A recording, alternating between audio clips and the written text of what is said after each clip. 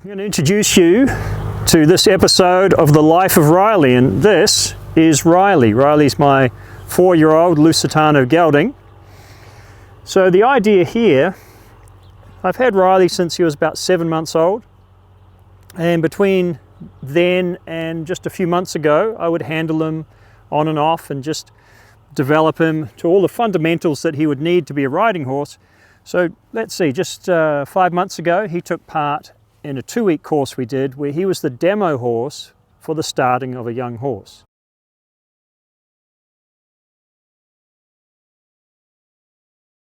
So that was his first introduction to the saddle, first introduction to a rider, and we rode around a little bit. My idea with him is very simply to turn him out until he's 5, ride him maybe for 4-6 weeks, something like that, and then bring him back in when he's 6 years old. So the purpose of that is to try and gain longevity and to just tap it in and rather than knock it in.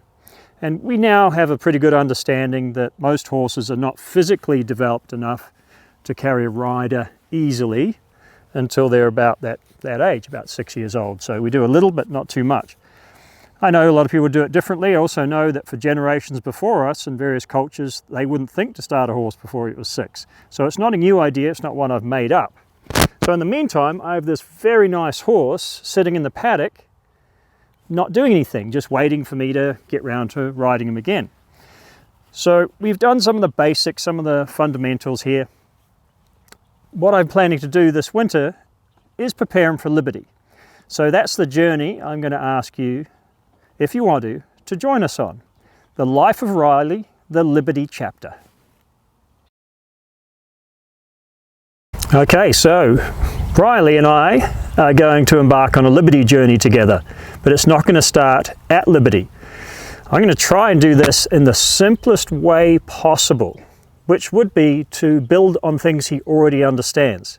So he already understands quite well a lot of things with the halter and lead rope on, so that's where it is going to start for us. I can catch him, so I may as well. If I couldn't, then absolutely we would have to start this journey at Liberty. But the deal really is he is not a Liberty horse, and he's never going to be a Liberty horse. He is a horse that I'm going to do Liberty with. So this is just one small part of what he's going to achieve in his lifetime.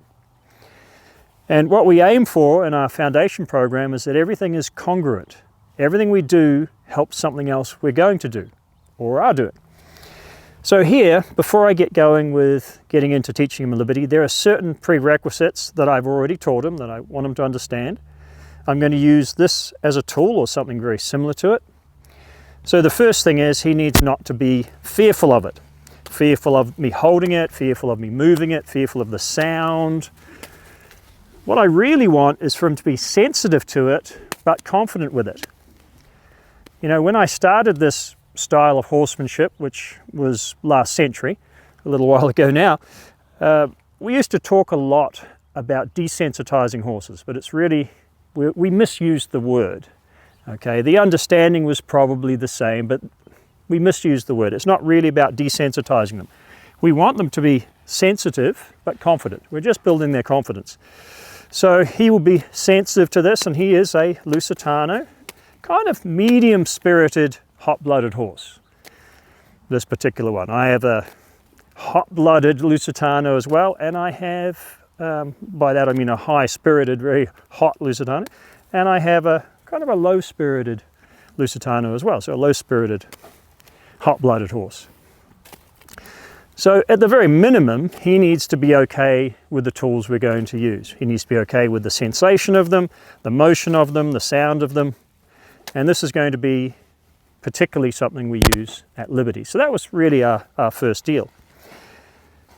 Because part of our Liberty is going to involve him getting very close into my space, and he's real happy to do that. He's just one of those horses now that's become very confident about coming in and asking if he could have maybe a little scratch or a little rub. I need the ability to send him out of my space. Otherwise, it's not going to be safe for me, and if it's not safe for me, it's not eventually going to be safe for him either. You do not need horses that hurt people. So, being able to do things like use body language to drive him back, and I need to make sure this, where I can reach, is my bubble, okay? So I've extended it by having a tool here that says when you're in this space, you need to be attentive to me. If I didn't have it, my space would be shorter, you wouldn't have to pay as much attention. You would have to wait, you could wait a little bit longer. So that's one thing, is can I back him out of my space? Another would be, could I move this hindquarter in such a way that commits to bringing his other eye through? Now there's a reason for this, and it really works towards one of the ways that they tend to leave you, which is a consequence of liberty, is your horse will leave you because they are at liberty to do what they want. They can do whatever they want. So here I'm going to say, can I move your hindquarter to get you to change eyes? Okay, that's one of our little prerequisites. So that's something with him I've been able to work on over a long period of time, first teaching him what the yield means with the assistance of the halter and lead. So I'm helping him find it with the assistance of the halter and lead. And then I get less reliant on it, and pretty quick he starts to come through a little bit more. I ask for with a little more energy, and we get there. So it's been a tapping in process for him.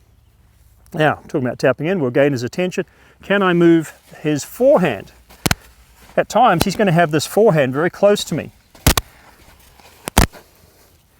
So I'm safer if I have the ability to every part of this horse's body. Okay.